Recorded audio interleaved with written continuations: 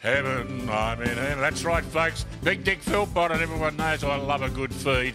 And when I like a good burger, I come down to Burger Inc. Everything is fresh here, folks, at Burger Inc. The burgers are fresh, they're original, and you wouldn't go anywhere else in Geelong. Burger Inc. I'll tell you what, folks. Up to the footy, 51 Marable Street, 320 Packington Street. Can't beat it. Burger Inc. I love a good burger. As the ball goes up, Sam Gannon, King again wins it. Down to Stack again. He goes long, down in the forward line. Kevin Dans waiting down, lets the big men go up for it, stays on, does that groundwork. Handballs it over the top to Justin McConnell. Out wide to Ben Holtz. Ben Holtz goes up the centre corridor. Dropping the mark there was John Bryant. King recovers for Portarlington, goes forward. Only Bomalutis at the front, has a sit at the front. Over the back there is Casey Robbins. He brings it round the commentary side of the ground, or the grandstand side. In front, Robinson knocks it down to his teammate there, and Joe McDermott. Back goes Robinson, round the body, puts it up. Ryan Eddy's in front, has it fisted away. Fisted away, well done there by Gavin Habib. At the back is Bissett, has time, but only this time he puts it down. Good contest there from Robinson. Cam White it was, growing the hair in a ponytail since I coached him at Ocean Grove. Robinson's hurt. Yes, he is. In goalward goes, that's Paul McGrath, but it's Anglesea defence. To the wing position, there's a contest there. It's come down the front in the direction of John Bryant for Anglesea, who gets the ball and chips it wide. But in chips Matty Smith for Portarlington. He's kicked the ball down the ground now. It's in there attacking 50. It's a good contest on the ball as Kevy Lehman gets the ball and punches forward, and it's gone over the boundary line for Port, and he centres it to centre half forward. Contest there. Kevin Dans gets a quick kick out, but the Portarlington players throwing them in wildly there. Robert Kudajar was for Portarlington, gets it out to Zuda. The umpire throws the ball up. Over the top comes the big knock, but it's come down. It's kicked forward by Matt Smith for Portarlington. There's a contest down there. A little bit worried about whether I should pick that ball up or not, but it will result in a ball up. Players of both sides, some very tired bodies out there, but I tell you what, they've given absolutely everything in this game. The Portarlington players, they can't wait for the siren now. The umpire throws it up again. It's come down to Matty Ellis. He's played a good game. He gets a quick kick forward. It's kicked towards Nemesis, but he's been caught behind. The ball's down on the ground. Knocked forward now. Coming out, number 4 is Ian Benny for Anglesea, wearing the number 4 Guernsey. He's given out the back to Kevin Lehman, but the umpire said, no, there's a free kick, and I'll give that to you, Ian Benny. Hard, I think. Taken high. Benny decides to switch play.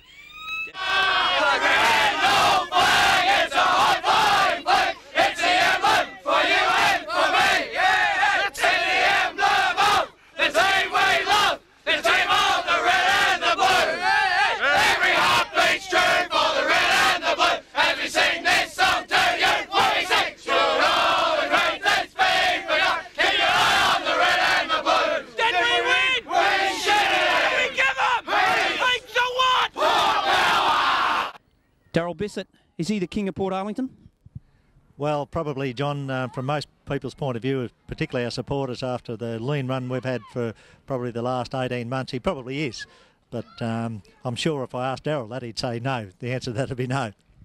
Just to put the right perspective, well, no, sorry, there isn't a right and isn't a wrong in these situations, but to put the club's perspective on what happened and how it happened, perhaps now's your opportunity to just get the club's point of view across, and perhaps let us know how the club's travelling.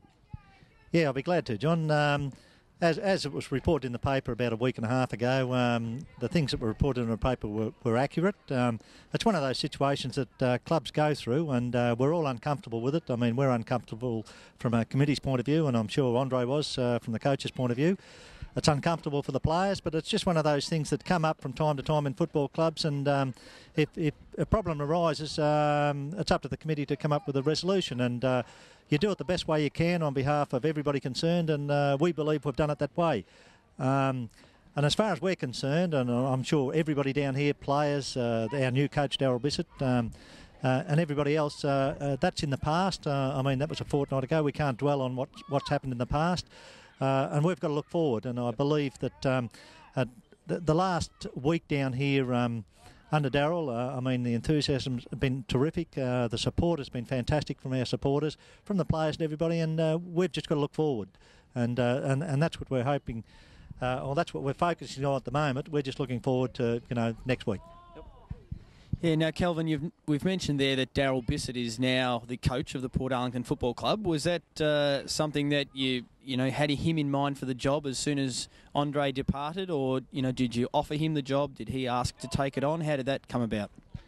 No, well, what happened, Craig, was we were made aware of the situation on the Tuesday, and we took action as quick as we could, which was on the Thursday. And we just went through the process that we believed was fair to everyone. And to be honest, until that was resolved, we hadn't thought about who would coach. Obviously, when you've got a guy of Daryl Bissett's ability, the respect he's held around the clubs around the league, just his expertise, he's obviously one of the ones that you would look at. And on Friday, after it occurred, the first one we looked at was Daryl. We hadn't spoken to him beforehand about that. And I didn't know whether he'd be interested or whether he wouldn't be interested, but obviously I'm delighted from the club's point of view, and so is everybody else, to get somebody of his experience and the respect he's held. I mean, it's a tremendous coup for us, and we're just glad that he was available at the time. Yeah, certainly fantastic to have him on your doorstep. And I know he's taken over, obviously, 4 games into this season, but have you stitched him up for just this year, or are you looking to have him coach next year as well? Have you spoken about that at this stage? Well, the first thing is we've got to get over this year, but obviously the discussions we had over the last few days with Daryl, we went through quite a lot of areas that we want to improve on. And obviously you've got to have a long-term plan. So, and Daryl has indicated to us that not only does he want to feel it out for the rest of this year and get to know the players more than what he does at the moment, but he's not here for 6 months or 8 months. He'd like to continue next year. At any time, were either of the Jasons considered, Stack and Habib? Habib looks to me, as Craig mentioned in the commentary, that he should be running a souvlaki shop in Lygon Street, Carlton. Oh, very unfair, Craig, very unfair. I'll have to stick up for Jason Hab here. Yes, we looked at those 2 guys and we spoke to those, and they just felt that at this particular time in their careers they didn't feel that they were the right guys for the job. And obviously, as I said, when you've got a guy of Daryl Bissett's ability down here, he's one you look at, and we had their full support in chasing him. You're not getting the mic back, Simo. You're not going to bail out of that.